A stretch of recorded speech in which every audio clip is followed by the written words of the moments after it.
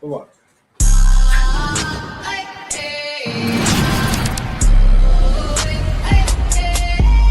We got black Latinos and Native Americans. When the Lord says that our kingdom is to come, as long as we follow the law, statutes, and commandments.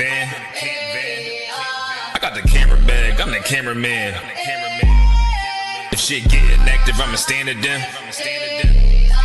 We taking ground, call the ambulance. That shit go.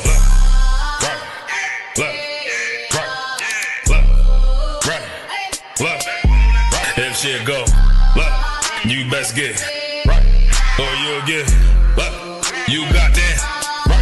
That shit go. If you got a problem, we'll handle it. Niggas acting hard, you better stand on it. We on every corner, we stamping it. You better get your life for this camp shit. We ain't playing around, there's no cowards, dog. If niggas charged up, you get powered off. Rude of speech, keep it raw. It ain't my fault that you niggas soft. It ain't my fault that these niggas frauds. It ain't my fault that them niggas rats. If your colors fly, you don't get that shit go. Right.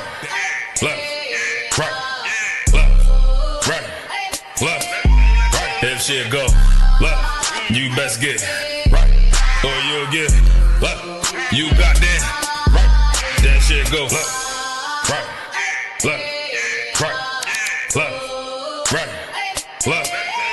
If shit go, you best get right, or you'll get you got that right. That shit go. When I go to war, gotta hop into the van. Tryna cut the semen, something you don't understand. Getting checked for my betterment, better take it like a man.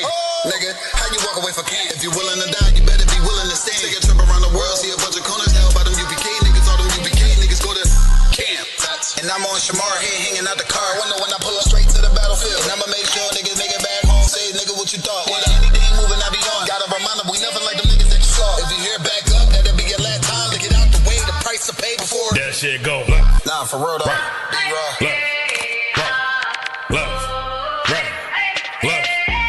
If shit go, you best get right, or you'll get you got that right.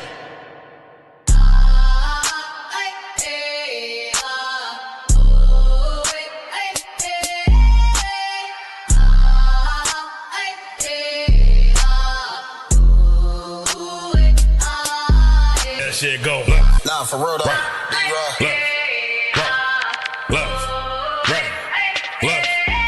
If shit go, you best get right, or you'll get you got that.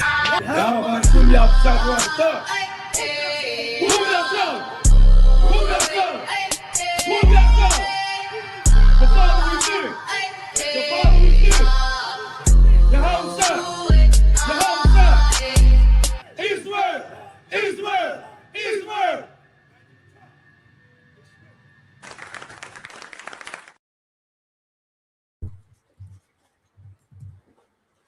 All right, we live. Damn right, clap it up. All right, Shalom Israel. Yahweh Ba'Shem Yahushua brought a thumb to the brothers, and Shalom Yahweh Shamar Alathan Ba'Shem Yahushua to the sisters. We are the Israelite School of Universal Practical Knowledge, started out of 1 West 125th Street, Harlem, New York, under commanding General Yahana. We are not affiliated with any other Israelite group, nor any other Christian organization. If you guys have any questions, Bubba Gushar, if you can you go ahead to the comments, just in case if there's any questions. If you guys have any questions for tonight, just put it into the live chat. If not, we're going to get rocking and rolling. Tonight's the history class. All right. So, history is something important for all, important for so-called Blacks, Latinos, and Native Americans to know. And so, we will go into, we're going to get biblical evidence of how division is essential to the Black, Latino, and Native American community, and how important it is to be a separatist, and how important it is, all right, to understand the supremacy that the Lord promised so-called Blacks, Latinos, and Native Americans, and it's throughout the Bible. Now, when I say supremacy, sometimes that word, I use the word purposely because I know it ruffles feathers, right? That word supremacy, supremacist, and etc. I say it purposely because I know It gets under your skin if you're a so-called white man, and it gets under your skin if you're a Christian or some Buddhist or some Jehovah's Witness or etc. But hear me out. To have absolute supremacy is knowing how to love, is knowing how to keep the laws of God. And so, Bubba Kwashad, can you give me Deuteronomy? Deuteronomy chapter 4, verse 5. Come on, come. Book of Deuteronomy, chapter 4, verse 5. Behold, I have taught you statutes and judgments. So when it says behold, right? Behold meaning to look. And it says, I have taught you statutes. Does anybody know what a statute is? Does anyone want to give it a shot in the classroom? What is a statute? That's not what I'm looking for. Go ahead.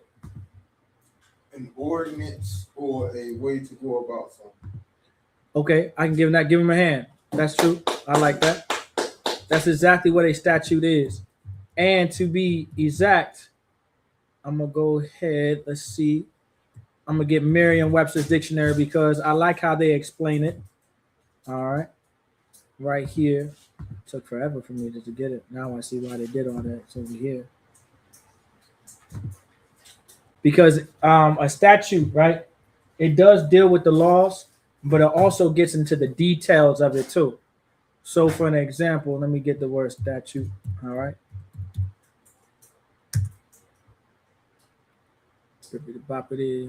All right. And so now a statute, meaning, so these are the definition of it. A law enacted by the legislative branch of a government, an act of corporation or of its founder intended as a permanent rule, right? Or an intact, now this is different, right? So now here we go. So the main two definitions that you want to focus on is a law enacted by the legislative branch of a government and an act of a corporation of its founder intended as a permanent rule. So a statute is a permanent rule. So now, of course, throughout the Bible, you have statutes, meaning these are permanent rules, right? That the Lord gave us. All right. So keep that in mind. These are permanent rules. Please go ahead. Even as the Most High, my power, commanded me. So now, also like it start from statutes and judgments. I want to break down judgments. I have taught you statutes and judgments. Questions for the class. What's a judgment? What are judgments? Anybody want to give it a shot? Please. A judgment is the punishment for if you break a law. That's what a judgment is. So a judgment is if you go against the Most High God, there are going to be consequences. There's going to be repercussions. All right. And so you want to keep that in mind. I know in Christianity, we've been taught to believe that we don't have to pay for the things that we do. We don't have to pay for the things that we say. This is why our communities are so destroyed today, because we believe that there are no consequences behind our actions. And there are not any consequences, and I mean negative ones, negative consequences behind the things that we say. The things that we do and say can be extremely detrimental to the Black, Latino, and Native American community. It can literally destroy someone's upbringing. It can literally drive someone towards acts of violence, and it can drive someone towards suicide. Like that's how important it is to watch what you say and watch what you do. That's why the Lord said that I have taught you statutes and judgments. Please. God. Even as the Most High, my power, commanded me. Because this is Moses. This is Moses talking to the children of Israel. And he said the Lord commanded him also. Please.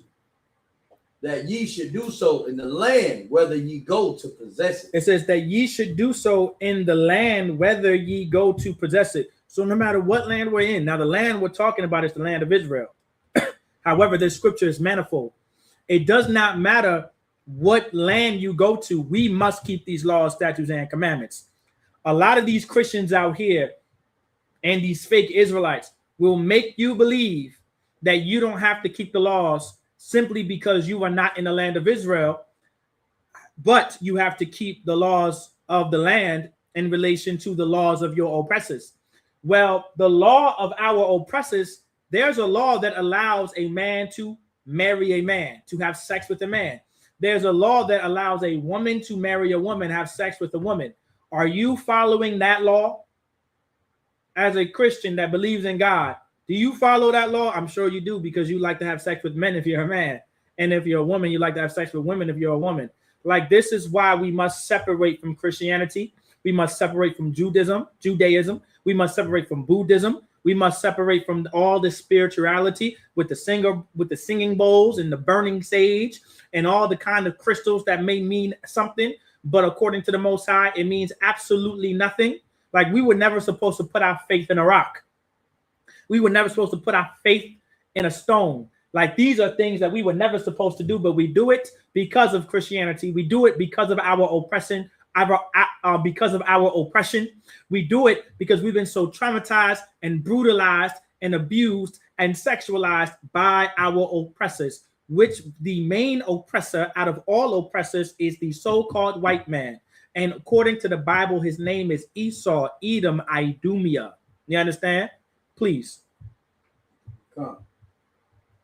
Verse 6. Keep therefore and do them. Mm-hmm.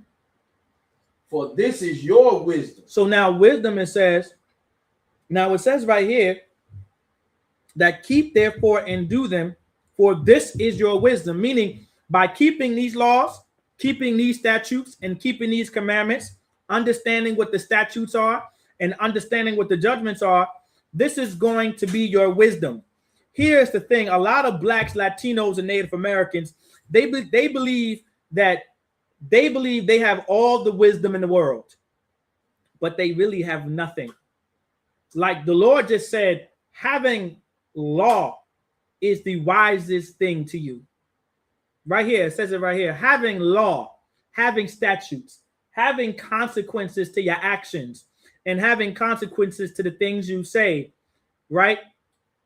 These are the things that are going to make you wise.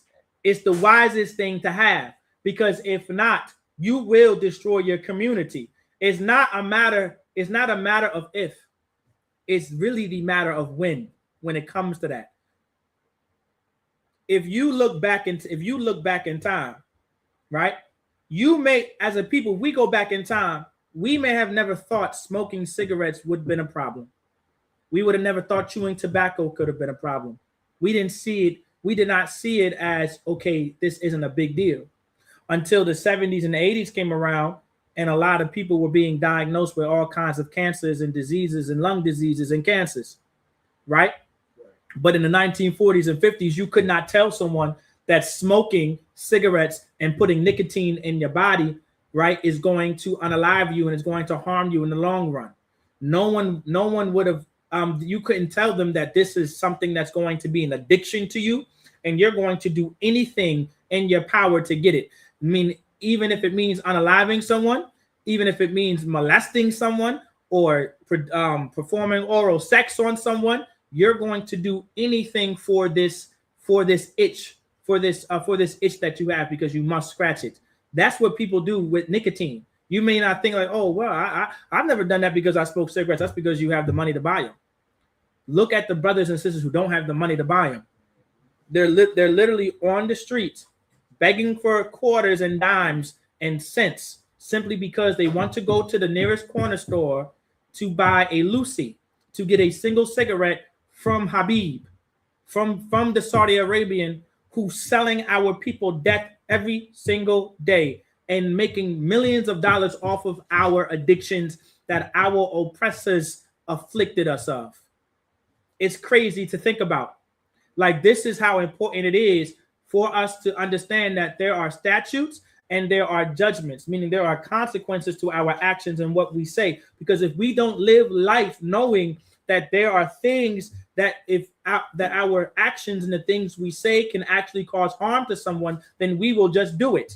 No one would have thought that cigarettes would have upgraded and graduated to marijuana. No one would have thought that marijuana would have graduated and upgraded to coke and crack cocaine. And then it would have graduated and upgraded to heroin, and then upgraded to all the pills and the Percocets and the Perk 80s and the Xannies and the E pills and the Jigger pills. We would have never thought it would ever come to this point. We are now in 2026, and that came from chewing tobacco and smoking cigarettes since the 1800s.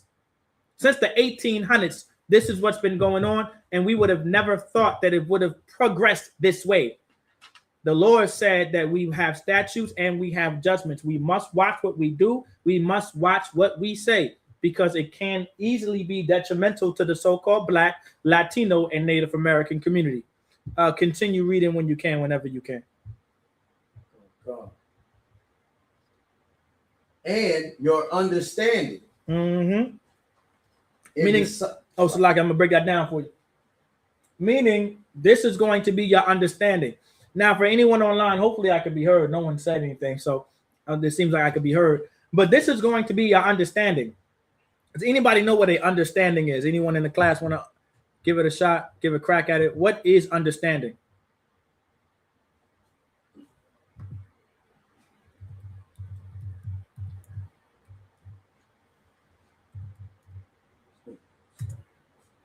And whenever y'all got it, just raise your hands. I'll choose you.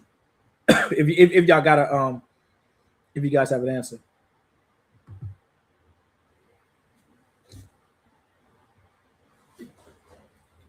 Go ahead. I think understanding is the realization of facts. I mean, Okay. I don't know what the dictionary says, but it's the realization of facts. No, I rock with that. Okay. Give the brother a hand. I could definitely rock with that answer. Also, Yaquar, you want to give a shot at it? The brother's not wrong, by the way. Just want to see if you want to also answer. Understanding.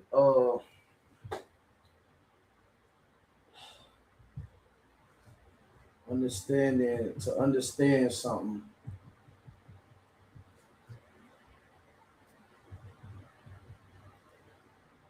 It's like I can't put it in words. Oh, that's perfect. No, I understand. Please. I wanted to ask you a quick question. Do you mean according to the Bible what does understanding mean? Or Well, you just talking about the word? Just the word itself. Okay. Because technically, so according to the Bible, what would it be? Practicing and actually putting it to effect that you have learned. That would be understanding. Well, Salaki, brother, that's the exact answer. Give him a hand. That's exactly what understanding is. Well, sorry, Christ. That was the answer I was looking for, just about. It's literally applied. So I'll give you one of the definitions of Merriam-Webster's dictionary, all right? And so it says right here, this is going to be understanding definition 2B, all right? The power to make experience intelligible by applying concepts and categories. So what the brother said was spot on, because that's what understanding is. Meaning this is going to be something you comprehend, and then what you comprehend, you do. Now, the reason why I wanted to bring this up, because what the brother said, like, is actually practicing, like actually rehearsing, meaning doing something, meaning there's actions. So now we know understanding is also the law, which means understanding is actually doing the law. Here's the biggest things I want to talk about. Actually, a point that I want to make, right? Go ahead and answer that bubble question. Also, because there's two of us here, just if you need any assistance, always call me. That's fine, since I'm still teaching. All right. So now, when you have something called understanding, right? You're supposed to rehearse. Like, there are things that you must do. There are things that you should be doing and can do. Does that make sense? And so now in relation to, let me give you an example. Oh, in the Black, Latino, Native American community, what did our parents used to say back in the day? They said, don't do as I say, right? Not as I do. Is anyone familiar with that? Shalom, Yahweh. It's always a pleasure. So now you have something called this side. Yeah, now you two. So now our parents in times past, they used to say, listen, don't do as I do, but just do as I say. Well, in the Bible, that's not understanding. You can't give your children any understanding if you just tell them what to do and you're not doing it. That's proof that there's no understanding in you. And for sure, there can't be any wisdom, because these laws, statutes, and commandments are going to be our wisdom and our understanding, meaning these are things we must do. And if you want anyone else to do it, well, you must practice it too. And it only makes sense, right? Like for an example, I'll make a quick analogy, right? If you want someone to if you want people to stop punching people in the face, right? You would have to stop punching people in the face, because if you don't stop punching people in the face, it would not give anyone else a reason to punch anyone else in the face. Let me give another example. You as a man, you are not to participate in prostitution, right? Meaning you can't buy prostitutes, you cannot buy escorts. But so that's understanding. Which means, so if you don't buy prostitutes, you don't buy escorts, essentially you will what? Dwindle prostitutes. You will dwindle escorts, because no one's going to be investing in that. Does that make sense? What you put your time in, what you put your money in, it's obviously going to grow it if you do it. So if you put your time in prostitution and your money in prostitution, and it could be drug dealing, it could be molestation, it could be homosexuality, lesbianism, whatever it may be. If you invest in it, you put your time in it, you put your money into it, it's going to grow. But if you don't invest in it at all, if you don't put your time in it, and if you don't put your money in it, then there will be no use for it. And so now that's why the Lord said these statutes and these judgments, they're going to be your wisdom, and they are going to be your understanding. That's what the Lord said. Please. And so now throughout the Bible, when you hear the word wisdom and you hear the word understanding, equate it to the laws of God, right? Equate it to the laws of God. And especially when you see that word understanding, equate it to comprehending and doing. That's the process of understanding. If you understand something, the Bible says prove all things, right? The Bible also says study thyself to be approved, right? The Bible says things like this. How do you know someone understands something? And think about it in such a I'm gonna give it to you, not really give it to you, but remember what the scripture said, right? It used a certain word. It used the word what? Teach, meaning taught. Say, I taught you this. So if this is the Lord teaching us this, how would the Lord know if we understood it? Please. By our actions, because we'll put it into part. Just like if you understand how to do plumbing, you'll be able to put the plumbing in this house and do it the correct way. Give the brother a hand. Absolutely. Now, before you even do that, right? Before you become a plumber, you get taught to be one, right? Before you even put it into effect, there's something that needs to be done first, right? How do teachers know? Because remember, the word says taught. Now, this is my second question. How do teachers know you understand something they taught? No, if you got the answer, brother, you can answer all the questions. Please. If you got all the answers, please. I gotta give you a test. There you go. Give the brother a hand. You got to give the brother a hand. There you go. The Lord is going to give you. It says it right here. Sometimes we just got to see it. Sometimes it don't pop out all the time. But the Lord is telling you that he's teaching you something. And like any good teacher, he's going to give you a test so he knows you understand. Can we drop? We're going to come back to this. Do you have what's the precept where it says he left the nations in Israel to test us? Do you remember that in the book of Biblical Shah? Let's get that scripture real quick. I believe it's in the book of Judges or Joshua, either Joshua or Judges, one of the two. It might be Judges or Joshua. Let's get that. And because that's why these other nations are here. Now, while we're in captivity, the Lord is constantly going to throw you tests. In addition to that, because we're coming into the truth and we have left what we enjoyed and we left what we took pleasure in, that's also going to be a test within itself. So the Lord is going to test you. The Lord is testing you from one way, and you yourself you are testing yourself in another way. So you have two tests that you must fight. The first test is the Lord is right here. The Lord is giving you the test right here. He wants you to keep his laws, and he's about to test you to see if you're going to keep them or not. And in addition to that, now because we're coming into the truth and we're leaving the world, now there's another test that we have to now fight the world. So now let's go ahead and give Sister Raya a hand. That's absolutely she got the right answer too. So give her a hand, so like it. All right. I just saw that. She said test you. That's correct.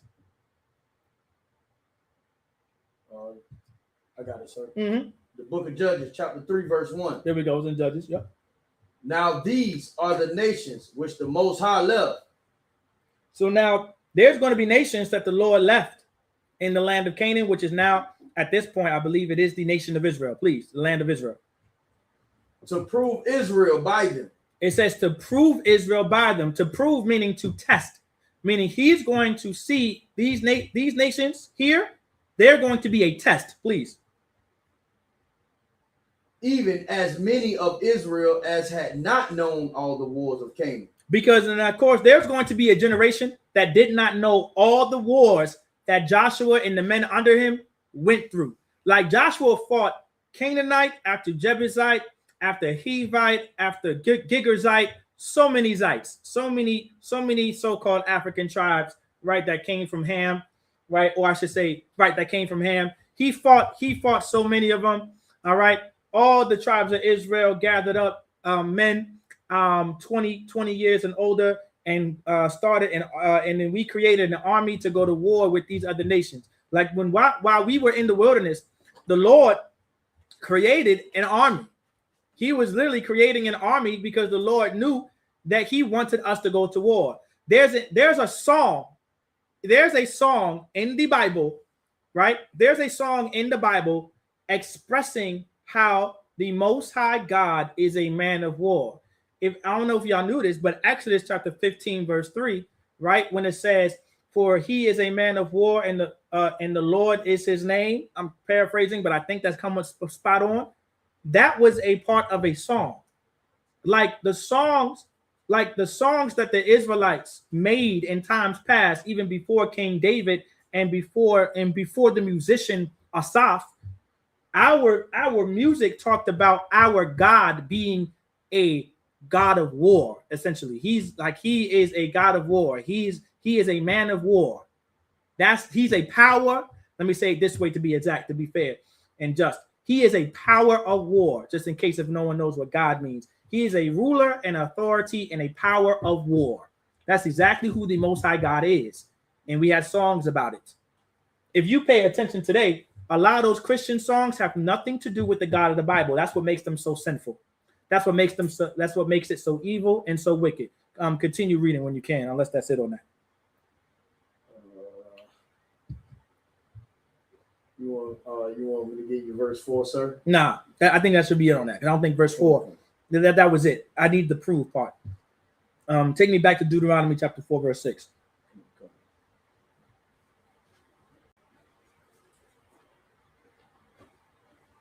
Book of Deuteronomy chapter 4, verse 6.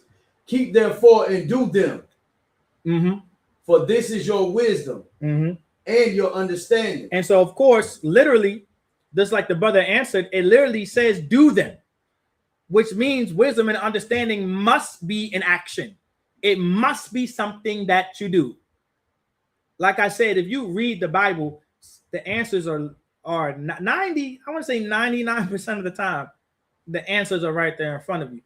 Especially once you wipe the Christianity away, it's damn near 100% in front of you. You just got to find it. Please.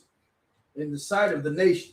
In the sight of the nations. The very same nations the Lord said he was going to use to prove and test us. This is history right here. This is something we got to understand. Because these are the things that we must teach our children. That the moment you leave this house, it's going to be a test. You understand? Every time you leave outside this door, there's going to be a test. Because there's going to be other nations and races of people and ethnicities and ethnic groups out there that don't like you.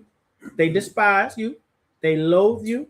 And they're going to try you in every way, shape, and form. And you must know how to handle it. You must know how to deal with them.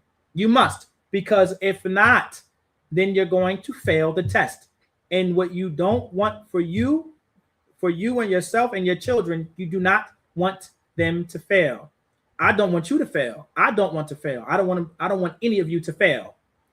I've seen what failure looks like. I've seen what failure. I know what failure looks like. I've seen what failing looks like. Failing looks like coming into the truth, thinking that you're in the truth, and you put fringes on your t-shirt. That's failing. Right. All right. Failing is still smoking weed and getting high, even though you know you're not supposed to. That's failing, right? Failing is still indulging in prostitution and escorts and homosexuality, lesbianism, murder, whatever the case may be. All of that is failing. What you don't want to do is fail. Please go ahead. Which shall hear all these statutes. It says what? Which shall hear all these statutes. So when these other nations hear these statutes, they're going to hear them. They're going to hear how you should not be a scammer. They're going to hear how you should not fraud your brother. They're going to hear how you should not put interest on the money you loan, right? People. They're going to hear this. They're going to hear how you shouldn't get tattoos. They're going to hear certain things, and they're going to say what?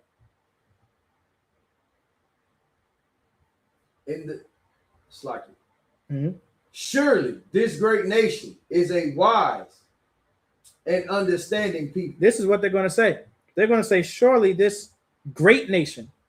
They didn't say a low nation. They didn't say a terrible nation. They said a great nation. I mean, this is a nation that's great. And then it also says is a wise and understanding people. Like, this is why throughout centuries and millennia that other races and nations of people always looked at so-called blacks, Latinos, and Native Americans as such a wise people and such a understanding people. This is why when we are in someone else's country and we are at the bottom of their society, we make their society so great. Like, we are the oil to the gears of a machine. Like, we are what makes a machine a well-oiled machine. So when Jesus Christ said, ye are the salt of the earth, like, that was actually him expressing black power. That was him expressing so-called black, Latino, and Native American supremacy. He said, you are the salt of the earth. That's no different us saying today, you are the oil of the earth, because everyone is fighting to have you, or someone is fighting to be like you. You understand? That's what it means. Do you know how many wars were fought over salt? Dozens, thousands of. It was such a valuable resource. There's so many resources that salt is used for. You need salt. Please go ahead. The human body needs sodium and salt. There you go. Give the brother a hand. Give the brother that. There you go. You would literally die without sodium and potassium. You would literally die from it. Your body needs it. It's literally how your body functions. Like, salt is so essential to life. So when Jesus Christ said, ye are the salt of the earth, that was literally saying, like, this world needs you. Because without it, like, look how terrible the world is now. And we're here. Imagine if we weren't here. There would be no planet Earth. You understand? They would bomb it to oblivion. You understand? Like, the only reason why certain triggers have not been pulled, right? Because one, the Lord didn't allow it. And then two, is because we are here. We are here. Our words, our wisdom, our understanding is still throughout the earth. Like this Bible right here that holds the records of the Israelites and the wisdom and the understanding of the Israelites is literally now in the hands of almost every society. Now, they may not know what it says and they may not understand it, but the little bit that they do understand from it, they do their best to practice it and establish it in their own nations. And look how much it changed them.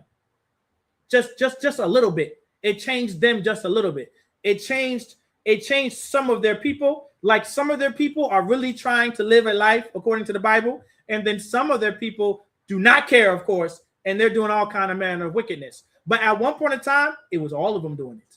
Just like our oppressor, the so-called white man. There are so-called white men and women who are really trying to live a decent life. They're really trying to not be liars, even though, and listen, sometimes I give it up for white people because it's in your DNA. It's literally, it's your essence to be a liar. So when I hear a so-called white man actually tell the truth, I'm like, that had to be the Lord, brother. Like, goddamn, because it's like, damn, your race of people, your nationality of people are the liar and the deceiver on the planet, and you told me the truth. Okay, no sweat. There are sincere so-called white men and women out there who are trying to live and who are against what's going on the planet in general. Then you have then the other side of their race, they don't care. Those are the ones on the Epstein list. Those are the ones who are justifying the Epstein list.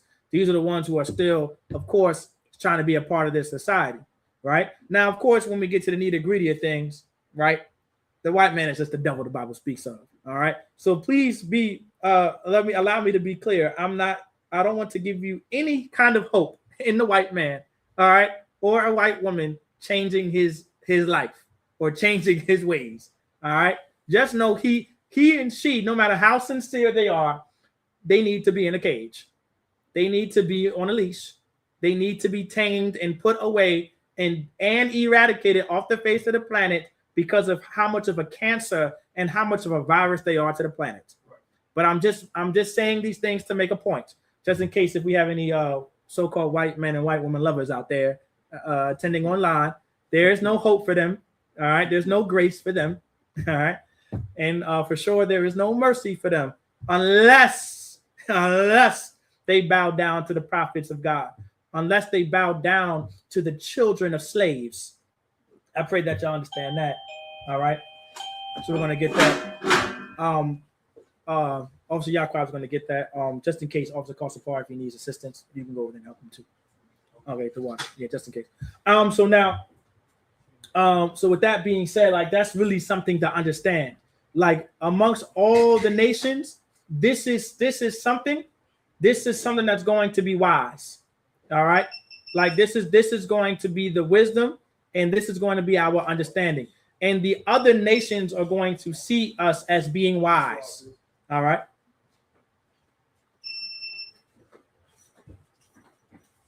Shalom. Yahweh Shemar Latah Bashim Yahweh Shah. All right.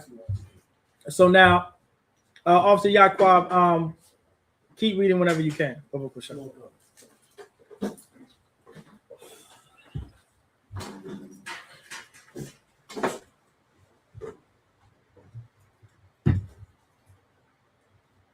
Verse 7.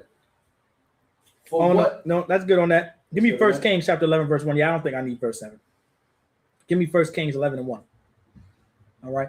So keep in mind that this wisdom and this understanding that the Lord gave us, like this is what's going to give us supremacy. Like this is what's going to give us supreme rule on the face of the planet. And I'm going to give you examples of what real supremacy looks like, what it means to be a separatist, all right, and all that good stuff in relation to the Most High God. I believe Officer Yabakar had a question. Can you read it for me? When you get the time.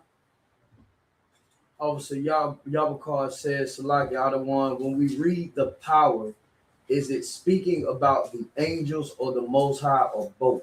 That's a good question. So within context, right? When you see the word power, I think he's referring to the word Alahayim. All right, it's referring to the Most High in relation to what's being done. All right. Now, of course, the Lord uses his angels to get his work done. That's how it's always been done. That's throughout the Bible. That's why when in the beginning of the Bible it says make man like in our image, meaning it was pluralized, meaning obviously there was more than one there. And of course, the more than one was the Lord and his angels. All right. So let's keep that. So let's just have that context, right? And so when you're reading the Bible and you come across the word Alahayim, which is translated to power, ruler, or authority, it's referring to the Most High. Now, of course, it very well may be an angel talking, but once again, an angel talking is as if the Lord is talking. All right. Just like if a prophet is talking, is as if God is talking. Not saying that prophet is the Most High God, not saying that angel is the Most High God, but it's as if God is talking.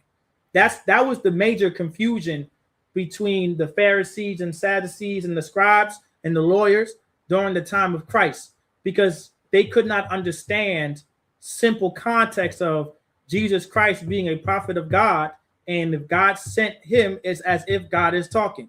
So when he said, me and my Father are one, he wasn't saying he's the Most High God. He's just saying, I'm saying what my Father has said. That's it. All right. So like for an example, if I have, I have a father, right? I have a biological father on the earth. If I say something he told me, it's as if my Father is speaking. And some of y'all may have witnessed that plenty of times throughout your life. you may have heard like, dang, you almost sound like such and such. Well, that's the spirit of it.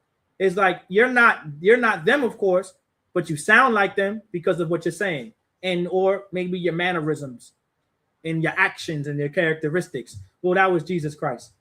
And that's what was confusing the Pharisees and Sadducees and the scribes and the lawyers at that time. Let me know if that understands. If he understands it there. It's like sir, he said, "Con on one con, the water, sir. I understand." Ayana bar. All right, go ahead and get First Kings. Come on, con, sir. Mm-hmm. Book of First Kings, chapter 11, verse 1. Mm-hmm. But King Solomon loved many strange women. So now I'm about to break down. Now what I'm about to break down here is one of the historic events, right? That we must take note of, because who you marry is important. All right. It's imperative to know who you are to marry if you are so-called Black, Latino, and Native American. Right? We have standards. We have statutes, we have judgments, we have laws, statutes, and commandments that we must follow. And in that law, in our law, you can't just marry anyone. Now, marriage according to the Bible is what? Can anybody tell me in class? And just raise your hand when y'all got the answer. Please. Sex. Right. Sex is marriage. So who you lay down with, who you put your penis inside of, whoever you toot your tail to, all right, whatever the hell it may be, that is who you are married to, right? So you must be careful who you lay down with, because it is a long life decision. And if you do not make the right decision, it could very well destroy you. It can destroy the other person, which means it can destroy a society of people. I have this conversation all the time with many brothers and sisters out in the world, and brothers and sisters I know myself. The majority of our problems come from sex. Almost 90% of our problems revolve around sex. You want to know why there's so much violence in Curry Park, in Youngs Park, in Diggs Park, in Oakleaf? It's because of who you are having sex with. It's who you think you can have sex with. It's who you think you can show your body off to, if you're a woman or a little girl, or showing off your body to if you're a little boy or some young man. That's why there's so many that the death toll is so high at times in Norfolk. Like, you just can't lay down with anyone. You can't just talk to anyone. There's a way to talk to someone. There's a way to deal with someone. You can't just live life free. You're not free to live life how you want to. Because if you want to live free, then that means you want to die. If you want to live free in that sense, that means you want to be unalived. You want to be unalived. Go ahead. Go ahead and have sex with, go ahead as a woman, leave your man, have sex with another man. You're going to be put to death. Or you're going to get someone else killed. That's what's going to happen. A lot of these sisters out here are the reason why there's so much violence in Norfolk. If you walk around Norfolk right now, you will see every other block damn near talking about stop the violence, stop the violence, stop the violence. Well, I'll give you a hint, stop the violence, because it's an organization. It's a nonprofit organization. Here's the key, stop the violence. Tell the generations that came after you and before you to stop having sex with the wrong people. Tell them to stop throwing their tail around. This isn't the time to throw your tail in a circle and pass your body around like a bag of popcorn at a movie theater, ready to watch a movie. That's not how life is supposed to be. Tell them little girls that. Tell them little boys to stop having sex with everything they see. You're 14, 15, 16, 17 years old. You see a piece of tail. All you want to do is have sex with it. Well, you're going to end up 6 foot deep, because this little girl did not tell you that she has a young man herself and he will ride for her. And now you have a bullet through your skull, dead, and now we have to bury you because you just wanted to have sex, because you were never taught how to control your erections. You want to stop the violence? Teach brothers and sisters how to control their erections and throbbing clits in between their legs, and maybe we can get somewhere. Maybe we can move forward. I'm sorry for if my language is rude. I apologize if I'm so crude, and I apologize if I hurt any feelings out there, but I must say it like this because you won't have the conversation with your child. You'll just take your child to the nearest clinic and put them on birth control and say, enjoy. And then years later, wondering why your daughter's not alive anymore. And you're wondering why your daughter is just a terrible person. Or you're wondering why your son is not here anymore. You're wondering why your son is in jail for 5 + 10 years. You're wondering why. Well, that's because you took your daughter to the clinic to get her on birth control just because you were just worried about not having grandchildren at a young age, when you should have been worrying about who she has sex with.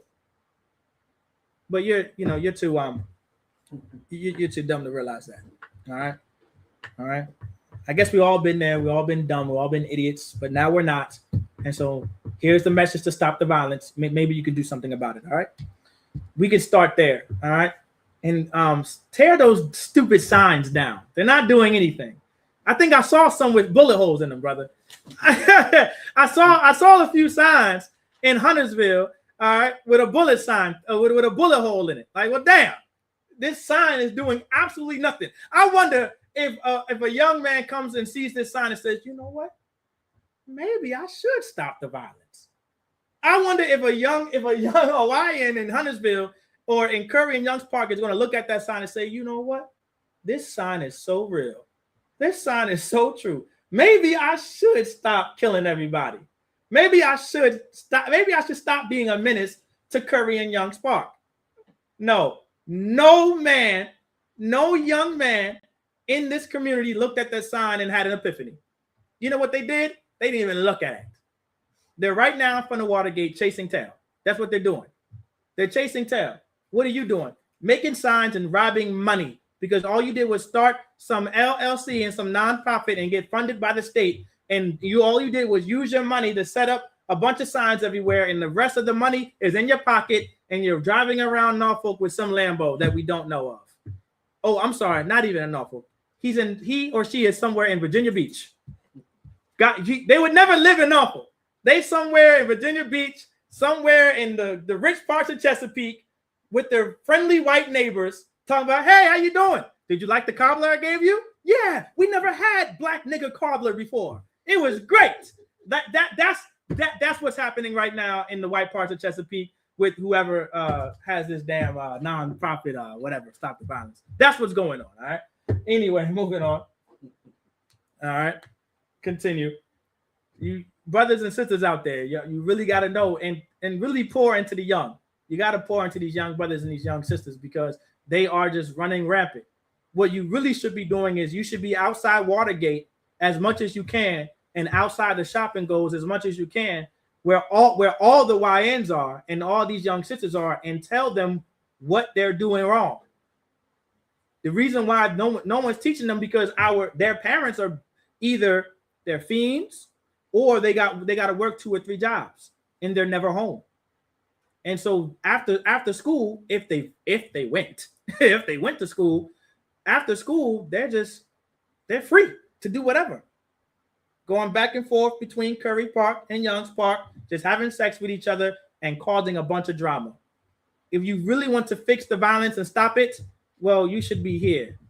All right, not somewhere in the white parts of Virginia Beach and Chesapeake. All right, please. It's like it, sir. It's Please. so heavy that you said that statement, like about who you have sex with. My rib showed me this clip of this young sister. Is her mother used to deal with the dude Crip Mac. Okay. Right. I think that's the 5'5" Crip. Oh yeah. So she used to deal with the brother, whatever, and her daughter at the time was like 11 or 12. The little sister, she like 16 or 17, I think, right now. But she on TikTok, she been a prostitute since the time she was 12 years old, when her mama was messing with Crip Mac. You know what I'm saying? And the sister go online every day, showing off all the stuff she buying and everything from when she go out and she sell her body. You know what I'm saying? And it's grown people in the comments, you know, telling her you got to do what you got to do to survive. And brothers is telling the sister she look good and all that, but nobody asked the question, where is your money? Right. They not even looking at the fact that this is a baby. Right. You know what I'm saying? Like I have daughters that are 17 right. and 18, and I couldn't imagine. Right. You understand what I'm saying? Like they can't even have social media. Forget about it. Let alone them having a social media account and they on here using it to bring in male customers. You understand what I'm saying? Like our people are truly destroyed, man. And it's so heavy that you hit on that too, sir. That's big that you hit on that point, because that is a real serious thing, sir. Dan, you give that brother a hand. That's a heavy point, because these are things that we have to consider. Like these are things we have to be aware of. Like here's the biggest thing as a parent: do not be naive. Right? Think about it when we were in the world and we were teenagers and the things that we did. If you think your child isn't going to do the same, then you're an idiot. Right. Look what you did. You know what I'm saying? So you just be honest with yourself. Once you can be honest with yourself, then we can move forward. You know what I'm saying? All of us have come. All of us was once in the world, and now we're coming into the truth, and now we're in the truth. You being in the truth just doesn't change who your child is. Right. And what your child may or may not become. You gotta run a tough, run a tight shift. You know what I'm saying? And things like that. So just keep that in mind for all the brothers and sisters online listening and anyone in class, because that is extremely important. All right. So yeah, 90% of our problems revolve around sex. The other 10% it's the 100% of it's the white man. All right, that's why 90% of our problems is sex. It's because of the white man. The white man is 100% of our problems. The other 10%, I'm trying to figure out what the other 10% is. I've been in debate with myself because I want to say sex is 100%, but I'm trying to be fair. Please, I give you 10%. Please, selfishness. Oh yeah, look at brother hand. Damn right. Now give the brother hand. You know why I didn't want to? He said it right. It is selfishness, right? I've been fighting to say the other 10% is women. I've been trying to be nice and not say it's women. Since he said selfishness, you know what he reminded me of? Some evil, wicked woman who's selfish, and this is why we have so many damn problems in the community, because the white man used our women to be a weapon against us. All right. Now, of course, I'm not putting any blame on women, any blame on sisters. All right. It's not your fault. All right. You've been misled. You've been misguided. But, to lack of better words, it's now time to shut the hell up. All right. And let a man be a man. All right. And let us actually fix the community, because you don't know how. The only thing you know how to do is make money. Only thing women know how to do is make money. So where's my money? That's what I want to know. Any sister out there, where is my money? Until then, I don't got nothing to talk to you about. All right. That's a lot here. That's all you know how to do. All sisters know how to do is make money. They're lawyers, they're doctors, they're nurse practitioners, they're your medical assistants, they're your phlebotomists, they're your school teachers, they're everything in this damn society. They're your cashiers. Where's my money? That's what I want to know. Where's my money? That's the only thing you give me right now. Everything else, let me handle it. I'll fix the YNs. I'll fix them youngsters out there. You just give me your money. You've been giving your money to every ancient nigga you've been with since past 20 years. Give me your money instead. Right. You got some. Listen, you had some silly Negro on your couch years ago, eating up all your food, eating up all your kids' snacks, and all he did was play PS5 and smoke weed all day on your couch. And you bought him all the Jordans. You fed him and clothed him, and he did not work a day. Give me your money. I'm not an ain't shit nigga. None of us are ain't shit niggas in here. Excuse my language. All these brothers are the shit. All right, that's enough cussing. All right, so they give them your money. All right, so for any woman out there, if you got a man, give him his money. Your money is his money. All right, Salakia. All right, please. All right, but Salakia. All right. Anyway, go ahead and continue so I don't get too far off topic. Salakia. Together with the daughter of Pharaoh, Mm-hmm. women of the Moabites, That's right. Ammonites, That's right. Edomites, Mm-hmm. Zidonians, Mm-hmm. and Hittites. So now so you had the so now King Solomon, he loved many strange women. And now this is about to explain what a strange woman is. At least one of the examples of what a strange woman can be. All right. And of course, said the daughters of Pharaoh, which is an African, so-called African. You got the Moabites, which is so-called Chinese. The Ammonites, which is the so-called Japanese. You got the Edomites, which is obviously the so-called white woman. You got the Zidonians, which is another so-called African. And then you have a Hittite, which is another so-called African. All right. So you have all these. So King Solomon loved these strange women. Go ahead. Verse 2. Of the nations concerning which the Lord said unto the children of Israel, ye shall not go into them. So now when did the Lord say, now when did the Most High say to not go into the daughters of Pharaoh? When, and also, let me ask this question better. I'll ask this question better, all right? Because that might be too easy, all right? When did the Lord say, now some of y'all should still take me to the same precept, but when did the Lord say that we shall not go into an Edomite, or we shall not make marriages and have sex with an Edomite or a Moabite or an Ammonite? Can anybody give me that scripture? Oh, please, officer, y'all quiet. Deuteronomy chapter 4, verse 5. Well, I think you have it. I feel like you're there in Deuteronomy, and you said verse 3. However, it's not Deuteronomy chapter 4. Please. 7. Please take me there. Give the brother a hand. Give the brother a hand. All right. Take me to Deuteronomy chapter 7, verse 3 real quick. Now, here's the thing, right? If you're a Christian, fake Israelite, what are just Christians who wear tassels, apparently. All right. Apparently, we've been calling them wrong. Apparently, we've been too brotherly to these fake Israelites. I've noticed we've been too brotherly with them. We've been calling them fringes.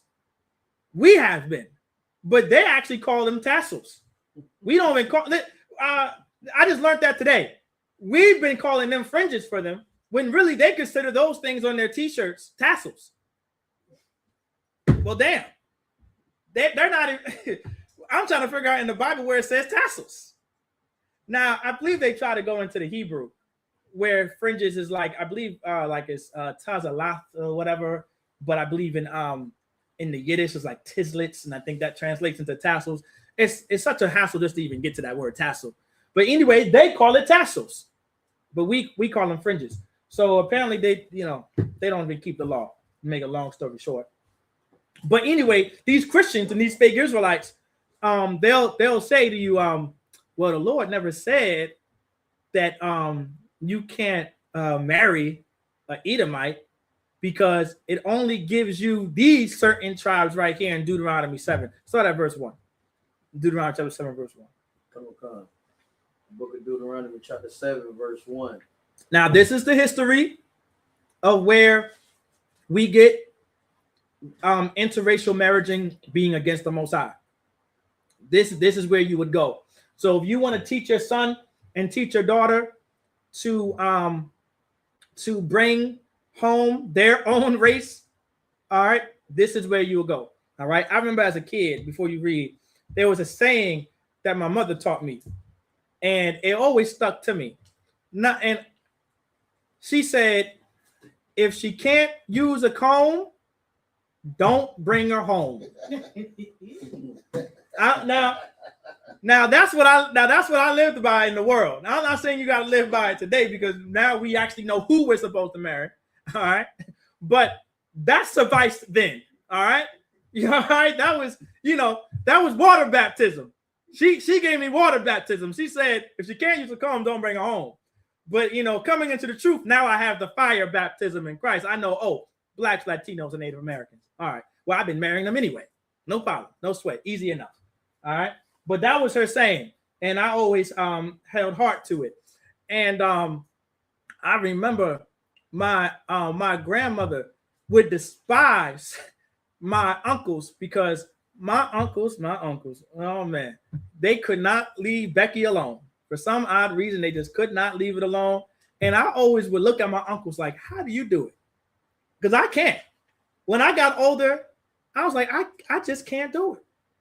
And then you bring them to the cookouts. How? How do you do it? Like I just can't imagine it. I just, you know, me and my uncle still get into it to this day about it. You know what I'm saying? But I guess they're coming along. Anyway, let me know when y'all, if you can read it. Start at verse 1. Come. The book of Deuteronomy, chapter 7, verse 1. When the Most High thy power shall bring thee into the land whither thou goest to possess it. Now that's talking about the land of Israel, which was known as the land of Canaan at that time. Please. And have cast out many nations before thee. Now remember, this is the history that you want to be able to teach your kids. All right, please. The Hittites. The Hittites, go ahead. And the Girgashites. The Girgashites. And the Amorites. The Amorites. And the Canaanites. And the Canaanites. And the Perizzites. And the Perizzites. And the Hivites. And the Hivites. And the Jebusites. And that would be the last one, right? The Jebusites. That was it on that. Come. Right. So those were the nations. I believe that was 7. Can't remember. Yeah, there was like 7 of them. And those were the tribes that we could not marry. But I think it'll continue. Please.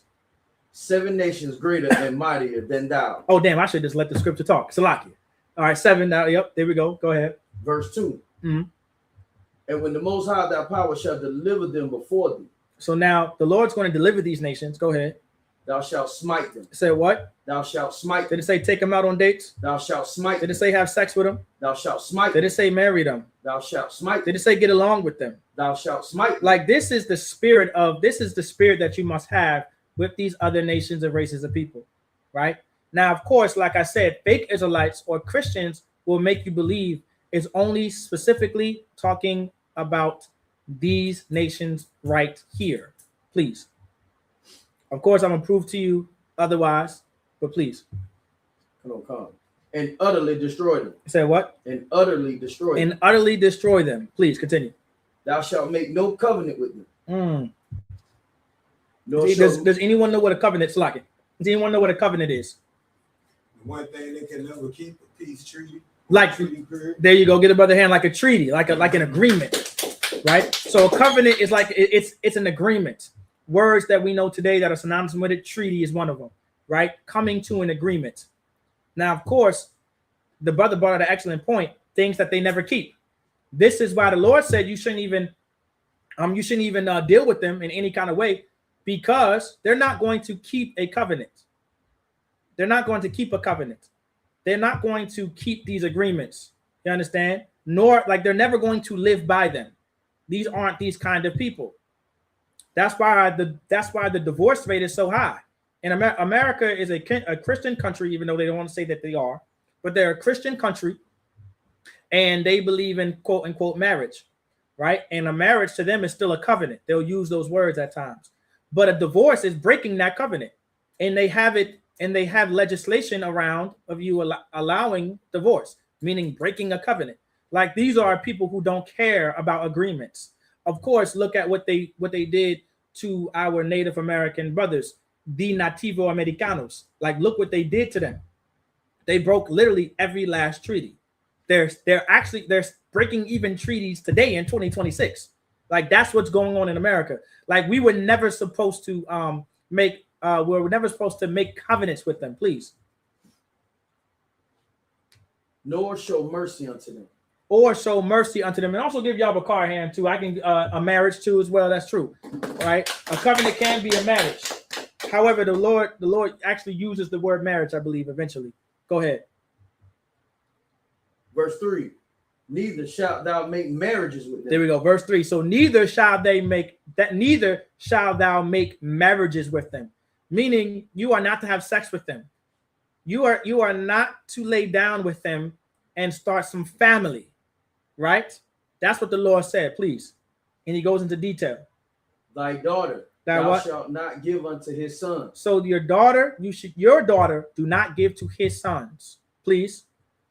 Nor his daughter shalt thou take unto thy son. So now, and nor you should take his daughter and give it to your sons. Like there's a spirit behind all of this. Of course, we've seen plenty of examples of how terrible this can be, right? And we also seen of course, because they like to display this a lot of how quote unquote successful it could be. Now, sometimes the success isn't actually success. You think them being married, this interracial couple or interracial marriage, because they're together and they've never divorced, you think it's success. No, every last interracial marriage is a unsuccess. All right, none of them are successful. How do I know? Because marriage had to deal with your nation of people. It had to deal with your race of people. How do I know this? Because the Lord is actually giving us a law to the people of what we should follow. Because if we don't keep it, then this is what's going to be detrimental to the community, to the nation, to the Israelites, to the so-called blacks, Latinos, and Native Americans. And so when you see these quote unquote successful marriages between a black woman and a so-called white man, you think, oh, it's so cute, it's so beautiful, look how he treats her, all this other type of stuff. No, it's horrible. One, you have taken a resource out of our community. Two, you're constantly taking money out of our community this way. All right. And you're dividing us further because now you've married yourself to these people. And then you end up serving their gods. Candace Owens is a prime example. Like, look what the kind of woman she is. Imagine the kind of woman she could be if she got a black man. You see it, please. It's like it, sir. If I could, when you see another race of man, especially with our sisters, you understand what I'm saying? That man is treating that woman like a total slut when he have sex with her. He ain't treating her like, absolutely. You know what I'm saying? Like how a brother would treat, you know what I'm saying, while he having intercourse with her. This white man is in this room treating her like she dog trash. Like an absolute slave. Where you think R. Kelly get the urinating on a woman from? That is strictly from white people. That's a fact. Why do you think white women hate white men? Because when it comes to sex, they treat them like they're horses or dogs. Correct. You understand what I'm saying? Like that's why they hate them. Damn they right. Can't but they stick with them because that's their survival. You understand what I'm saying? But that's heavy you hit on that. Listen, give that brother an extra round of applause. Give him a hand. All right. Like these, but please, Officer Cole. Yeah, I just want to say, since we're on that topic. No sweat. Edification of the sisters. Like, sisters in the world, and even, and versus sisters in the truth too. Sometimes a sister in the truth might feel like she losing, dealing with a brother that's in the truth, because of the, the obvious, more than one wife or whatever the case may be, you know what I'm saying? But the thing of it is, we study the Bible, first of all, it's of the Lord, you know what I mean? Second of all, that brother got the laws, you know what I'm saying? And he's also, trying to live, more or less than some nigga in the world, you know what I mean? And then you can trade that in and feel like, this ain't it. And go get some brother in the world, he's not going to carry it with you like that brother that's in the truth is going to carry it with you. You know what I mean? So it's been better for you to deal with that man of God than to go out there, you thinking you're going to get something better. And then the Lord going to make it 10 times worse anyway. You know what I'm saying? There's a story in here. I'm pretty sure some of y'all might know. The sister, left the brother in the truth. As soon as she left him, she went out there and died. The Lord killed her ass. You know what I mean? So just versus sisters that's in the truth, don't ever let Satan get in your mind and make you feel like, because you following your man, you know what I'm saying? Then he's making your life better than it was in the world. Damn right. You know what I mean? And a lot of these sisters in the world, they don't realize that. And that's why they ass gonna stay right out there in the world and they gonna get what they've been getting, time and time over again. Damn right. So that's a fact. Now give Officer across the bar hand. That's an excellent point. And listen, brother, today I dealt with the most. Today before class, me and Officer Yaquab, we dealt with the most LGBTQ IA plus community thing I would ever see in my entire life. This brother came. He was a fake Israelite brother. He rang the doorbell. And Officer Yaquab, being diligent as he is, says, I have to wand you. I have to check you. And he says, well, I'm new here. I just got here. Why you got to check me? Now, there's a sign on the door that you're subject to search when you come in here. But no problem. we know brothers and sisters coming in, that's going to kind of throw them off regardless, because brothers and sisters may not pay attention to their surroundings as much as we do, because we come into the truth. We learn how to pay attention to our surroundings a lot more than we did. No sweat. So Officer Yaquab being so diligent, you know, he's like, just let me check you real quick. And the brother says the only weapon I have is a pocket knife. And so, you know, Officer Yaquab says, hey, just put that on the table real quick for the time being. All right, for our safety. Do excellent work. I mean, excellent Shamar work, right? And then the brother said, well, I got a question before I come in here. He's like, so do you guys believe in wives? And so I said, yeah, we believe in wives because the Bible says. He says, oh, I gotta go. I was like, I've never saw that ever in my life, brother. That was gay to me. Yeah. Listen, I'm sorry. If you are a brother and you come to me in front of me and you say, oh no, I gotta get out of here. Y'all into wives. You're gay. You are a flaming homosexual. Because I couldn't, like, you know, I'm used to brothers being like, oh, hell yeah. Then I just gotta teach them how to, like, hey, relax. Like, hey, relax. Just because we can have more, hey, relax, brother, relax. This brother said, oh no, I can't get that. I can't get jiggy with that. And I was so surprised. I didn't know what to say at first. I was like, you don't like tail? You don't like women or something? You no, not at all. Right. But anyway, I said, no sweat. It wasn't even about having more than one wife. I said, well, brother, do you believe in having one wife? Because all I was going to tell him is, if you want to have one wife, you can still come in here, brother. It's okay for you. It's, you know, actually, I'd rather you have one wife. Shit, more for me. Salakia. If that's how you're gonna do it, more for Officer Yaquab, more for Officer Kalsapar, more for Officer Matazar Kara, more for Officer Yabokar. You know what I'm saying? More for them, more for this brothers in the truth. If you just want one woman, there's nothing wrong with that, brother. You're still gonna be a brother. But tell me how this brother was like, oh no, I gotta go. And then he said, well, it's nowhere in the Bible, at least in the New Testament. And of course, you know, I had to walk him down. So if you wonder why, you know, class started a little late, all right, it's because I had to deal with some LGBTQIA plus member with fringes on his t-shirt, talking with a bandana as a headpiece. And like I said, I was going to accept the brother as he was, which was high as hell, not knowing the damn thing. And I was going to let him, because I wanted him to have this truth. And the Lord was like, Negro, stop. He kept on, like, the brother's spirit was trying to leave the door. And I'm like, no, brother, don't leave.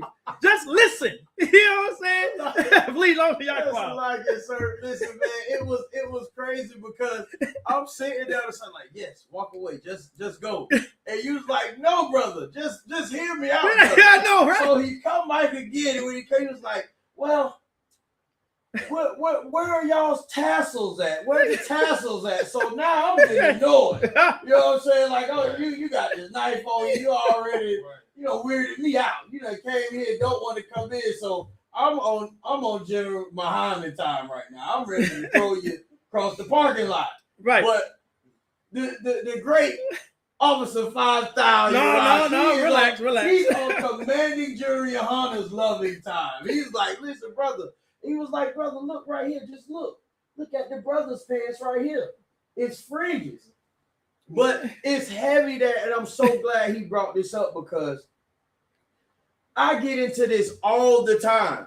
Right. And it's when these brothers show you that they got these tassels on their t-shirts and their drawers and they tank tops and they Jordans, they put the tassels on the jump man. Right. And what they do is, when the brother walked off, the other one said, next time, don't be a coward. Don't be a child molester. Don't be a homosexual. That is exactly what I wanted to tell him when he came in the door of this school. Because listen, man, people just got to understand, man, like, it's like it, sir, like, this thing is spiritual, man. And when you get taught by carnal-minded Negroes who touch children, you understand? And by the way, he looked like he listened to IUIC. Mm-hmm. The spirit of your teachers, it comes upon the students. Right. You see what I'm saying? Y'all get that? Like Mhm. it's like who's ever teaching you, you take on a spirit. Yes. Whatever you join yourself to. Yes. You see what I'm saying? The brother came in, he was high as hell, he was drunk. You know what I'm saying? Like, And that was smelling perfectly like fine. And it was perfectly fine because the other one wanted him to come in here and learn. But man, when I seen them tassels, when I seen that fabric dingling at the bottom of that t-shirt, you know, and that's just, it's the spirit that them brothers come in. They always come like they coming in peace. Right. And that's how they do it. They come like, well, I know I'm an Israelite. And then they start with something like that. Right. Why? Y'all believe in multiple wives. Right, brother. That was the first question. That was the first question. Listen, he like, damn. Listen, he couldn't. It's like the Lord put a barrier up on the brother immediately. Like he couldn't come past the damn divider. No, I'm surprised he rung the doorbell. Salakia, not to get too far off topic, but the brother is giving him a hand because what the brother is saying is so true. Because it's like, you know, it takes any brother who's in this class right now, or any sister who's in this class right now, don't take it as a light thing that you're sitting within these walls. You know what I'm saying? Like, don't take it as a light thing. It's a serious thing. You've done something that most can never do.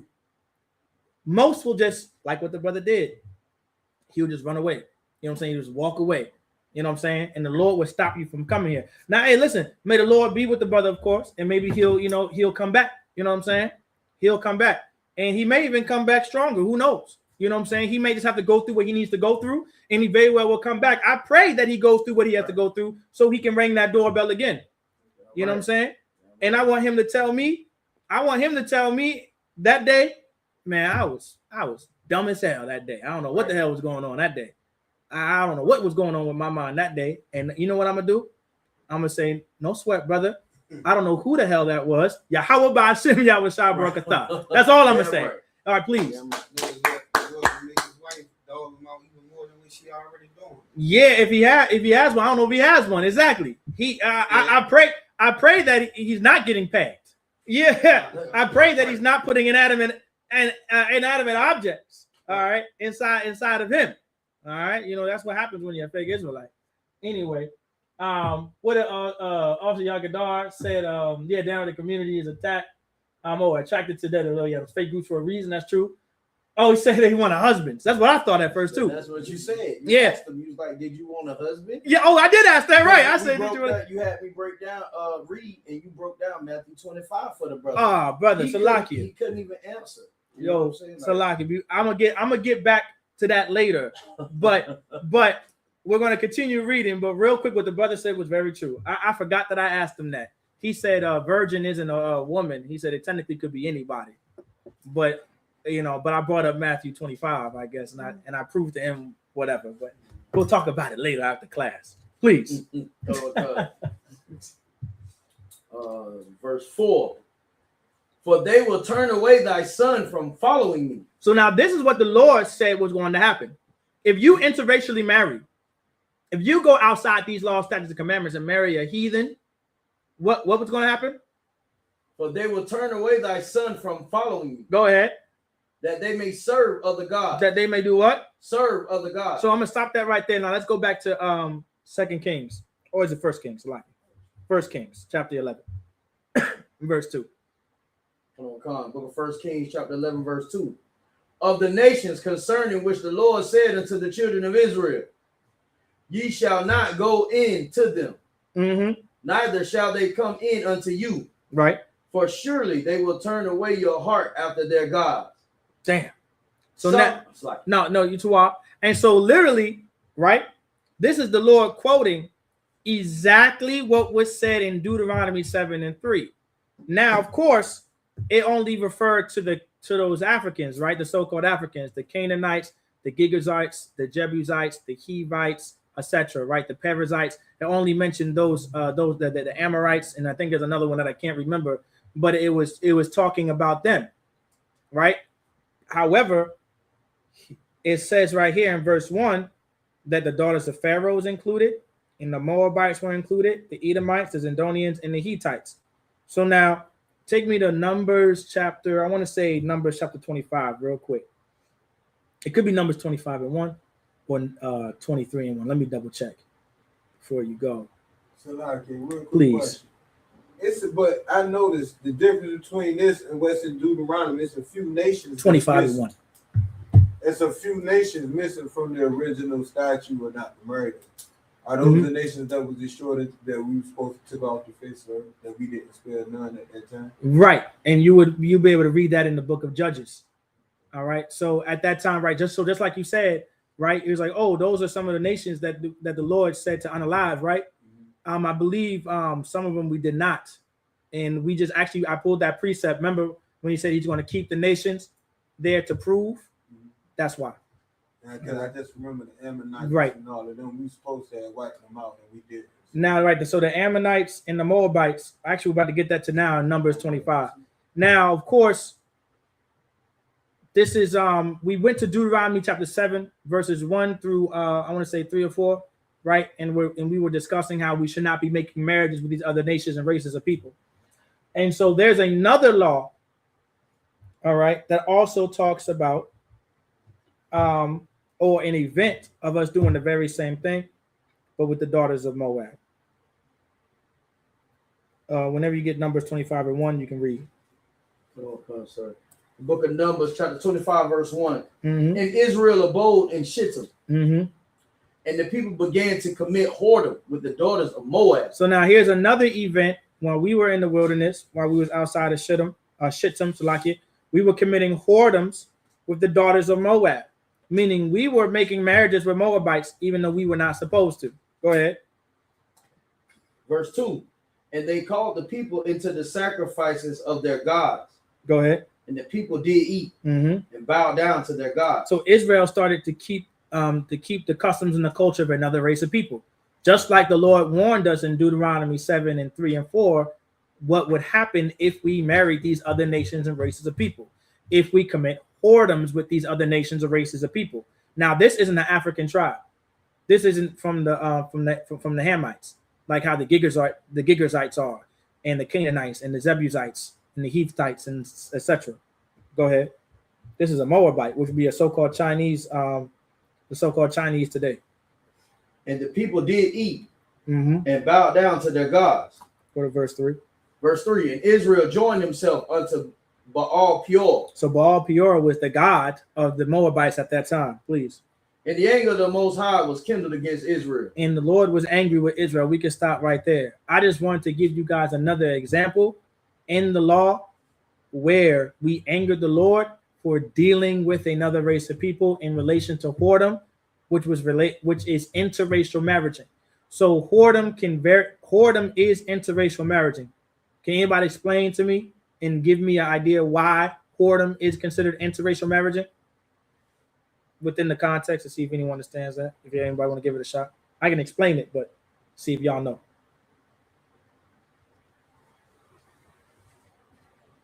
Well, one, because we the only people that God made a covenant with. Two is because our seed is a warrior seed, and we're not supposed to just give it to everybody. Okay, I can deal with that. Get a brother a hand, especially the first part. So when please also call support. Go ahead. No, I just want to say that with the brother. Please. Dealing with other races is going to turn your mind, from the law, statutes, and commandments of the Most High. Now that is the answer. Now please, give also call support. That is the answer. Both answers were right, but that's the answer. Like that's how we were able to. That's why it was considered whoredom, because interracial marriaging is a law that we are to keep, meaning to not do it, right? We're not supposed to interracial marriage. So by doing that, you have now no longer served the Most High God, which means you are serving another God. That's why Christianity is a whole nother God, because you are allowed to marry who you want to marry in Christianity. That's why Allah is not the same God that's in the Bible, because they allow you to marry whoever you want to marry. So just in case for any officer out there, those are arguments you can use to prove that, of course, the God of Christianity is not the God of the Bible, or Allah is not the God of the Bible, based on laws of marriage and things like that. All right, just to keep that in mind. All right. Go back to Go back to 1 Kings. and just finish it out. We're going to start it from the top of verse 2.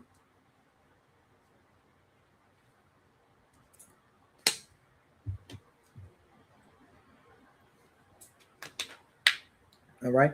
So keep in mind, there's a way to achieve supremacy through marriage, meaning who you lay down with, who you have sex with, who you make your husband or who you make your wife. Please. It's like, sir, you want to go back to 1 Kings, or you want to finish out on Deuteronomy 7? I mean, 1 Kings. We're going to finish out 1 Kings and 2. Were we already done in 1 Kings? Come. All right. Let me get the next scripture. Let's go ahead and get Deuteronomy 32 and 8. Mm-hmm. All right.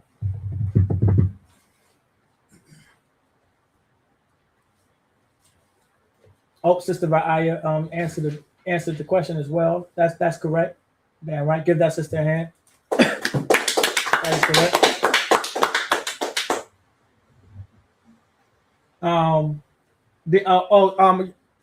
Go ahead and get Officer Yabakar's question. That's a good question, Officer Yabakar. Officer Yabakar says, Lucky Adawan, I have a question. Did Solomon repent, and will he still receive the kingdom? Okay. Well, what if I told you? So Lucky. No, it's a good question. It's a good question. It's a good question. I'm laughing because such a great question. It's like only if you knew, brother. Yeah, only if you knew. Officer Yabakar, you going to say something? Oh, no, go ahead. Go ahead, please. Adawan. All right. Actually, he's going to run the kingdom, brother. Yeah, right. That's the answer to the question. You know what I'm saying? He's going to run the kingdom. All right. Now here, let me make that clear. Jesus Christ, Yahweh Shah Mashiach, that's actually one of the incarnations of Jesus Christ. King Solomon was Jesus Christ. That's why forgiveness is so heavy. That's why Jesus Christ was big on forgiveness. You want to know why? I have a question to ask. In general, I remember General asked this question years ago. He said, well, how many times did God forgive Jesus Christ? You know what I'm saying? He forgave Adam. You know what I'm saying? First Adam, right? Then Jesus Christ is who? The last Adam. That was an incarnation of Jesus, one of the incarnations of Jesus Christ. I know I can't go into that lesson today. Salaki, brother, you're gonna have to come to class another day. I'll break it down to you. You know what I'm saying? And then it goes to I believe Melchizedek, and then Isaac, and then King Solomon, and then of course Yahweh Shah Mashiach. Reincarnation is in the Bible. You understand? So how many times did the Most High forgive Jesus Christ? So to answer your question, he's going to run the kingdom. He's going to rule it. He's going to be in charge of it. All right. Please. So you telling me we all been here before? That old saying, that saying by the old heads is true. Some bitches you can look at and be like, they been here before. Absolutely, give a brother a hand. That's a true saying, right? We've for sure been here before. The reason why you are within these walls is because you were once in these walls and in times past. That's why. That's why you're here. That's why. You wouldn't be here if you weren't. And even for your sisters out there too, you were once here. All right, you were once here between within these walls in times past. Please. Yes, like I just want to add to that too, like because you said that that's why Christ forgives so much. Absolutely. You know, just to add to it, you know, as far as you know, when he did come back as Yahweh Shai, he knew he was Yahweh Shai from reading the scriptures. Damn right. That's not, you know, not people may or may not be aware of that. You Damn know, right. He was able to know who he was through reading the scripture. Damn right. That's how he knew that. Give Officer Costa a hand. Damn right. That's exactly how he was able to know. That's why, like, when you read the Bible as a brother, even as a sister, you'll damn near see yourself in it. When you read the Old Testament, you see like, damn, it's almost like I was either one of those brothers or one of those sisters, if you were a sister, like at that time. You know what I'm saying? And you should feel like that. You because then you'll be able to really embody, you know, who the Lord wants you to be. Right now, with that being said, let me be clear. I'm not saying none of y'all don't be out here talking about, well, I'm Peter. No, I'm not saying that. Don't be out there talking about, well, obviously Rashomon said I'm Peter. I didn't say that. I'm just saying, you know, that spirit should come on. You be like, yeah, I was here before, just like how, you know. All right, so let's keep that clear. I'll be in council tomorrow. Who the hell taught you this? I didn't teach that, General. Please, I didn't teach that. But yes. So hopefully that answers your question, Officer Yabakar. Of course, we can do that breakdown about reincarnations throughout the Bible. Just like Officer Kosapar said, like, yeah, that's why he's so big on that's why Yahweh Shah Mashiach was really big on forgiveness, because he knew how many times he was forgiven. He's also seen how many other brothers and sisters were forgiven. I mean, actually, there's a scripture in the Bible where King Solomon actually, the repentance we know, King Solomon taught it. It's in, I believe it's somewhere in First Kings verse 8, right? Chapter 8. When that's when he made the decree to face east. All right. So when King Solomon made the decree to pray and face east, that was him learning how to repent. Actually, brother, that might be in the damn breakdown. Let me double check. Sometimes I'll be writing. First Kings chapter 8 verse 44. It's 9:00, but we're gonna. But yeah, it's within there. Like prayer is supremacy. I think I've said that. Let's quickly get to that scripture. We'll drop it. Let's drop Deuteronomy 32:8. Actually, no, we gotta read it. Go ahead. I'm just keep y'all just 5-10 more minutes, Salaki, please, real quick. We'll just speed through it real quick. But I'm gonna make the point as well. A lot of these fake Israelites, they real big on the what they say, the 1/3, the 1/3, the 1/3, the 1/3, and all the nonsense. I believe General and Captain Tazariak said something heavy not too long ago, and it's like, no, I think it was Commander General Yohana. Either way, we all one body.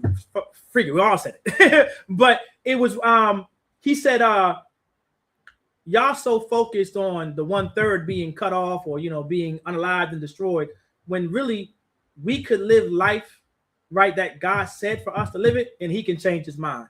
No different than the Lord changing his mind with Jonah, not when it came to the Israelites that were in who was it? In Nineveh. When he changed his mind there, he can easily change his mind. Y'all so focused on, the Lord's going to do 1/3, 1/3. Yeah, that's prophesied.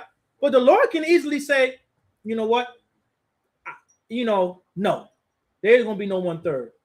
Because what did the Bible also say? All Israel shall be saved. So the Lord can easily change his mind.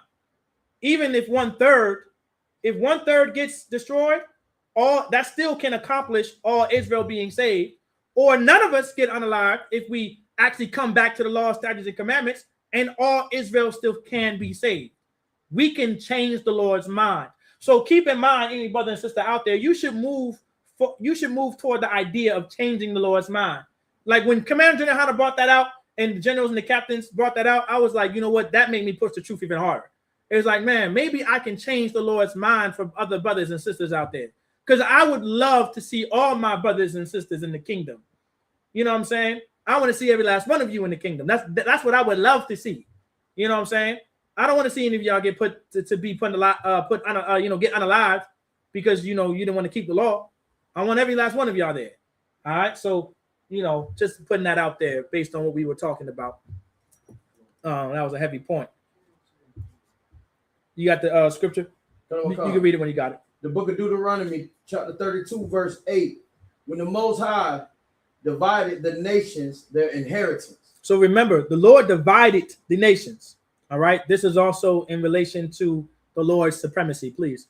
When he separated the sons of Adam. The sons of who? The sons of Adam. The sons of who? The sons of Adam. So the sons of Adam. Adam has sons, obviously. Now, when it talks about the sons of Adam, that's also referring to the sons of God. That was the race of people at that time, like Noah. He was one of the sons of Adam. He was one of the. He came from the race, the sons of God. So, for an example, I be telling brothers and sisters all the time, we as Israelites, we've been here. We being called Israel, like Israel is a new nation in compared to some of the nations. However, we've always been here because we are the sons of Adam. Israel literally means prince of the power, the son of the power, the son of Adam, the son of God. Like that's literally that's the name of our race, essentially, the son of God. That's the name of our race, right? And so to even be called a son of God, right, you must come from a certain bloodline. And so when the Most High divided the sons of Adam, he divided them. Go ahead. He set the bounds of the people according to the number of the children of Israel. Say who? According to the number of the children of Israel. So now there we go. Shalom. That's home. So that's why I said what I said. Sons of Adam, children of Israel. Those are synonymous with each other right there, because we were here before. Like, we come from that bloodline. We are these people. You understand? That's why the Lord dealt with a specific bloodline. He divided the people according to a specific bloodline. Like, that's real supremacy. Understand that. That's been happening since the times of Adam. Keep that in mind. Like, that's history. Like, you want to teach your children, right, that it's historical evidence that God separated the people since the time of Adam. It was never about coming together and being one people. We were never just one people. That you cannot support that claim biblically, because right here, Deuteronomy 32 and 8. We don't got do I want verse 9 in that too? Yeah, go to verse 9 real quick. Verse 9. For the Most High's portion is his people. Remember, for the Lord's portion is his people. Go ahead. Jacob's, the lot of his inheritance. Jacob is the lot of his inheritance. So right there, that's literally just doubling down.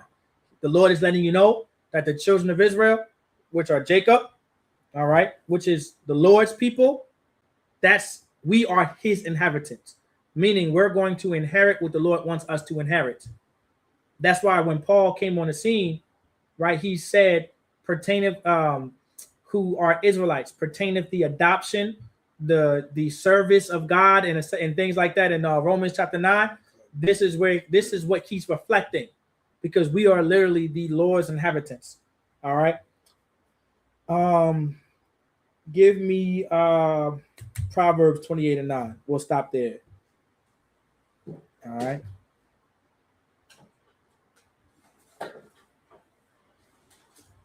Of course, I guess I had dozens of precepts, but I don't want to keep y'all here because it's getting late on time. The book of Proverbs, chapter 28, verse 9.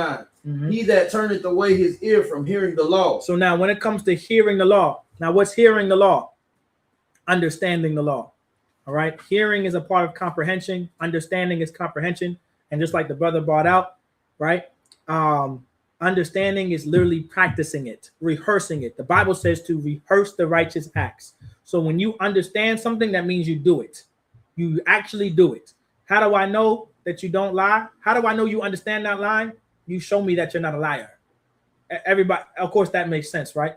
And so if you take your ear from hearing the law, meaning if you take your ears away from doing the law by keeping his laws, statutes, and commandments, go ahead. Even his prayer shall be abomination. I mean, the Lord isn't even going to hear your prayers. Like, prayer is something essential to the so-called Black, Latino, and Native American community, especially how the Lord wants us to do it, especially how the Lord wants us to achieve it. Like, we can achieve so much through prayer, but it says right here, some actions must be done in order for our prayer to be effectual, in order for it to be effective. And the only way for it to be effective, if we must keep the laws of God. We must keep his laws, his statutes, and his commandments. Of course, in the brotherhood class, in the Wednesday law class, we can go over the actual laws, like not eating pork, shrimp, and lobster, no prostitution, no fraud, no scamming, like, things like that. No adultery, of course, no interracial marriaging. Like, that's what real supremacy looks like. Like, we get the wrong idea of what supremacy looks like because of how our oppressors displayed supremacy, which is by being terrorist, through terrorism, through abuse, through trauma, through affliction and pain and suffering. Well, that's not what supremacy is. Supremacy is knowing how to love your brother and how to treat your brother, how to deal with your race of people on the scale that the Lord wants you to deal with them, which is by keeping his laws. And this is how we're going to get our prayers answered. It's Israelite culture for us to send up prayers to the Lord, face east, send up prayers to the Lord, and there's an angel required to gather up these prayers, and he takes these prayers and he puts it into a cistern and he burns the incense for the Lord to literally smell and hear our prayers. That's in the book of Revelations. All right. Not trying to go off on a tent, you know what I'm saying? You know, we can go over those scriptures later, but that's in the Bible. Does anybody know the angel who's responsible for collecting prayers and responsible for healing and things like that? Does anyone know who that angel is? Just real quick, anyone know? No, please. Wasn't it Raphael? Give the brother a hand. Right, Raphael. In the Hebrew, Rapha Ya'ala. That's why in one of our prayers we say Rapha, Hagun, Magun. All right, by Hashem Yahushua, the water Aman. Like that's in one of our prayers. Like he's literally one of the angels who's responsible for collecting the prayers, giving it to the Lord, and the Lord says, "Okay, we'll heal. We'll heal this brother, or we'll heal this sister." That's why in the Bible, before I end the class, it says, "Honor thy physician," but it also says later in the chapter, like because the Lord is going to be with that physician. If you just go to that physician, it doesn't mean you're going to get healed because of the physician. It's because the Lord blessed that physician's hands, or his brain, his knowledge, or her brain, or her knowledge. You know what I'm saying? It's all about, it all goes back to the Lord. So just keep that in mind in relation to prayer. Like prayer is real Black, Latino, and Native American supremacy if it's done right. Now, how the Christian church does it, because Christians will just tell you to pray and pray and pray, glory, hallelujah, whatever, and nothing gets done. There is some kind of work that must be done. All right? All right? If you're workless, you're faithless. With that, I pass the class to Officer Yaquab. You can get the security announcements. Clap it up.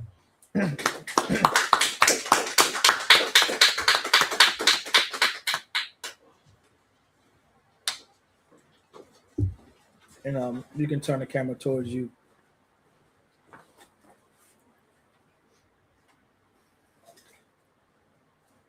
ISUPK security announcements. We got ISUPK started out at 1 West, 125th Street, Harlem, New York. Roof for new brother and sister. When a new brother and sister comes into the school, they are off limits for a year. They are to be saluted only. They are here to shed themselves of the world. They need transportation. The teacher will arrange it. After a year, if a brother or sister has an interest in a particular person, he or she must get permission from the head to speak to a brother or sister. There's another 6 months in which the brother and sister will court each other. After that, a 6 month period will be had for the brother and sister to get, and if approved, they will get permission from the head to marry. Tithes, which is a commandment. Numbers 18 and 21, Malachi 3, 8 through 10 means 10th in Hebrew, ma'ashra. 10% of every penny of any increase the Most High gives you. What you'll do, you'll go to ISUPK.com. You'll look up in the left corner, you'll see a blue box that says tithes and donations. That's where you go and pay your tithes and your donations at. All right, priest fund, free will offering for priests, not mandatory whatsoever amount you would like. The upcoming holy convocation is the Lord's Passover. It'll be March 1st, 2nd, March 2nd. You're talking about the Passover? Passover. April, Slaki. Yeah. April 1st. You was thinking correct. April 1st. So make sure y'all got your reservations made. It's gonna be a Tawab time. It's gonna be in Houston, Texas, man. So make sure you lock in with your camp leaders and letting them know that everything is Tawab and your reservations and everything. And let's get it rocking. If any brother wants to become a troop in the school to start wearing all black boots, shirt, pants, headband, and a scarf, and your sisters want to come into the school, make sure your head covered and you have on the modest dress. All right. And with that, we're going to give a courtesy salute to the teacher. Sisters, Yeshavi, which means remain seated. Men of Israel, Imagine, which means to stand. We're going to give a courtesy salute to the teacher. Men of Israel, Imagine Shabbat, Imagine Barak, Yahweh Hashem Yahushua Barakatah. Yahweh Hashem Yahushua Barakatah. Yada Matah. We're going to saw, turn to the sisters. Sisters, Imagine. We're going to give a courtesy salute to the sisters. Men of Israel, Imagine Shabbat, Imagine Barak, Yahweh Shamar, by Hashem Yahushua. Yahweh Shamar, by Hashem Yahushua. Yada Matah, class dismissed. Shalom, Israel, with the Israelite School of Universal Practical Knowledge. And you know what time it is. It's the Lord's 57th annual Passover. And it's going to be held in Houston, Texas on April 4th. Don't forget, bring your family, bring your friends. Because this is going to be the time that so-called blacks, Latinos, and Native Americans can come under one roof in one house and to serve the Lord. It's that time. $200 per person. Don't forget, over the age of 17. Don't forget the Lord's Passover. It's coming. Kingdoms ours, all the heathens forbidden. The chosen bow down to no one. It was written.